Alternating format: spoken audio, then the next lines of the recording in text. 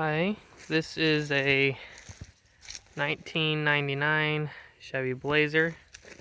This is kind of a rundown on how to change the high pressure power steering line.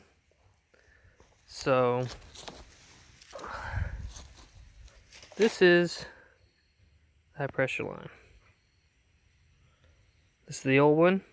I've already changed it. I apologize not being able to show it, but I only have two hands and it was kind of hard to change. So I'll just show you what I did. The new one looks pretty much the same. Just the power steering fluid goes down into power steering pump right around there. And that line that I showed you connects into the gearbox right here. It just kind of goes down around and goes into the bottom of the pump. Okay? This nut right here, if you have line wrenches, great. If you don't, you can use regular ones. Just be careful not to strip anything. That was an 18mm. And the one on the back of the pump, I believe, was,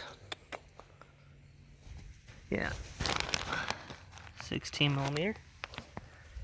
And you have to take the air assembly off. It goes up around here, goes over, connects with right here, which was 10mm to take off. And then it just unscrews. This pops off of there. This pops off of here, and it's got a little plastic hand nut that you can pull off right there. And then the whole thing just pops up out of the way.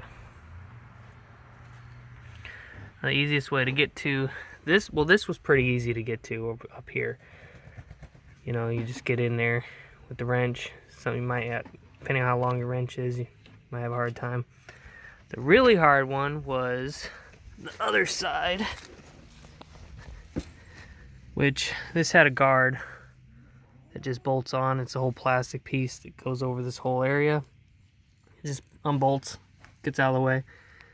Here's the new line. Goes up there, around and up into the back of the pump. Now the best way to get this off was I laid on my back, laid up in here. On the other side of this, I had my head right around here, and you got kind of a peek hole you can look into.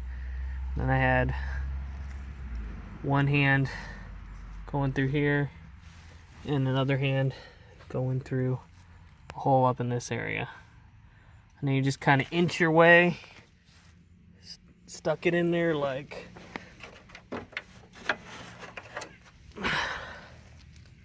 stick it in there like that. This isn't the right size, but stick it in there. You kind of get it in, and you can go maybe about that much. And then you pull it down, flip it around, come over a little bit, and you get on it and go again like that. You just inch your way, inch your way. After you get it started with your fingers, it's kind of hard to get in there. You just inch it, and you'll eventually get it. And then now top off your fluids. When I took the old one off, I left the back one on. I undid this one, and then I just hung it down, had a bucket, and drained all my fluid out that way. Stopped draining, then I took the back bolt one off, pulled the whole thing out. Alright, well, sorry again I couldn't show you actually doing it, but I hope it helps.